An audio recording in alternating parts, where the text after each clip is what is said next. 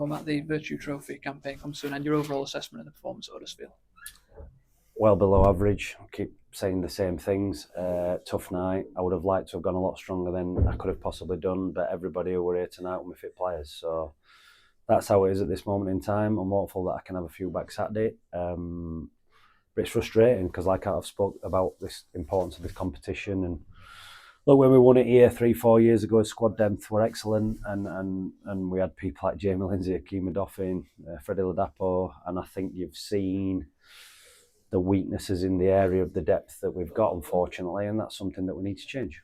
I'm sure there's a few that you'd like to touch upon, but what areas would you say your side could have been better tonight? You've already touched on some of the challenges. I think final third, I keep saying the same things. We didn't look a threat at all.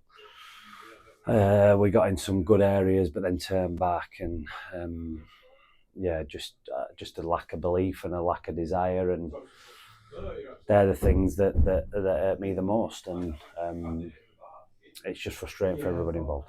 It's the million-dollar question, isn't it? How you can turn opportunities when you get your foothold in games to transition those moments into good attacks. Of course, you've been without figureheads at the top end of the pitch, but is there any way you can kind of work to make that happen? I just think we have to change the people. I think it's come now to that point. We've given people opportunities. It's down to them to take them. They have to impress me. They have to be 100% committed to the badge, and they have to give us their all. And look, as a manager, as a coach, as a fan, you want 100% commitment, and I think the Rotherham fans know that more than anybody. Look, they can face losing games of football, but it's a certain manner of games that we've had that, and I just feel tonight that like too many were miles off it. It's a lot of players I've inherited, and I think that you probably saw a little bit of that tonight. That they're just a little bit. It's difficult to word it really, but just not as they should be.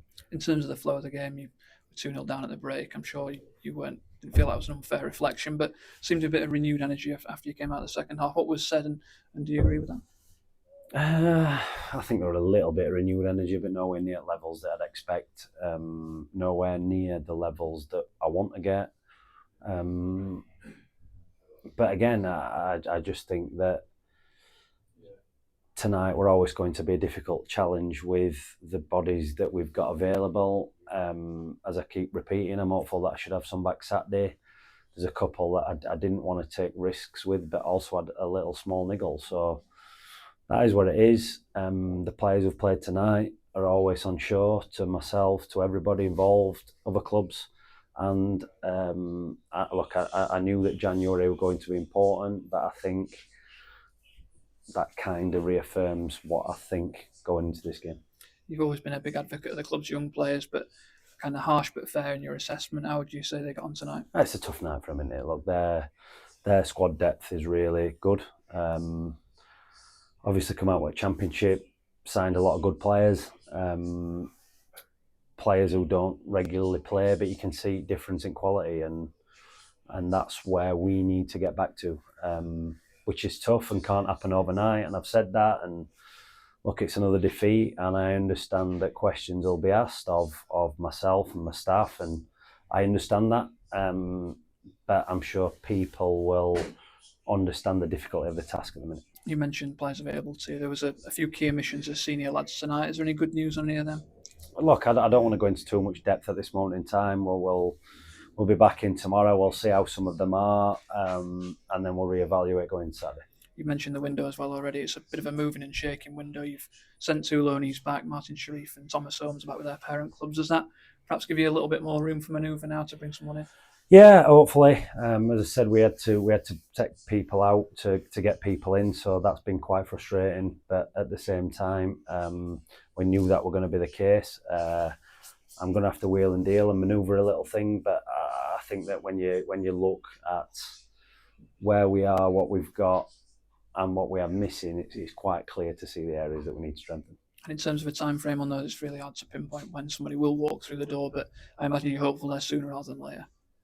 Yeah, well, I've been sat with me, fingers crossed, for 1st of January, so I would have wanted to have been a lot quicker than then we've got them. But look, I'm hopeful in this next few days there's going to be some positive news, but we need to wait and see. A lot of phone calls, a lot of inquiries, a lot of knockbacks, and a few positives, as there always is in January. So we'll keep fighting, we'll keep striving, we'll keep believing in what we're doing. Look, we're missing as team at this moment in time, which is tough.